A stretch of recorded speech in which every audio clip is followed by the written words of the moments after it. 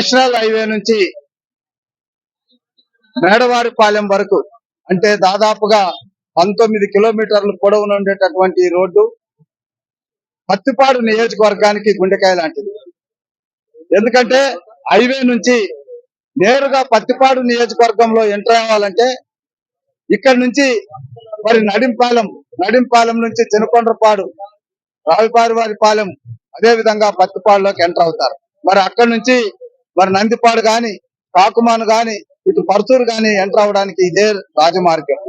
ఇలాంటి అత్యవసరమైనటువంటి రోడ్డును 2017-18లో శాంక్షన్ ఇస్తే ఆ తర్వాత వచ్చినటువంటి వైసీపీ ప్రభుత్వం దీన్ని పక్కన పెట్టేసి 19 కిలోమీటర్లని కాస్త 3 కిలోమీటర్లుగా మార్చేసుకొని వాళ్ళకి అవసరం ఉన్నటువంటి గ్రామానికి మాత్రమే వేసుకోవడం జరిగింది.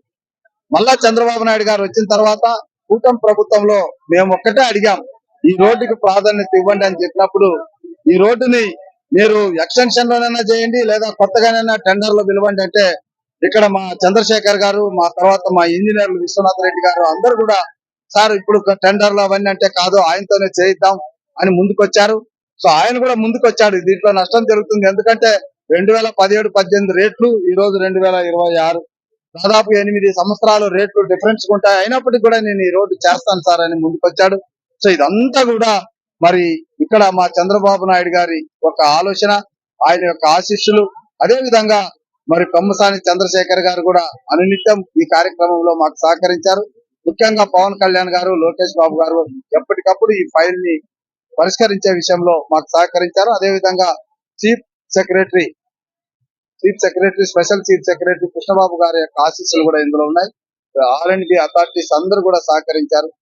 ముఖ్యంగా గ్రామంలో ఈ రోడ్డు పట్ల చూపుతున్నటువంటి ఆవశ్యకతను మరి ఈ రోజు 4:30 నుంచి 8 గంటల వరకు దారి పొడవునా అందరూ మహిళలు, పురుషులు, యువత అందరూ కూడా కేరింతలు కొట్టి రోడ్డు పట్ల వారు చూపుతున్నటువంటి ఆసక్తికి నిజంగా ఈ రోడ్డు యొక్క ఆవశ్యకత అర్థమైంది. తప్పకుండా ఈ రోడ్డుని ఒక 6 నెలల లోపలే పూర్తి చేయడం జరుగుతుంది. పత్తిపాడు నుంచి నేషనల్ హైవే కనెక్టివిటీ 3 రూట్లే ఉంది.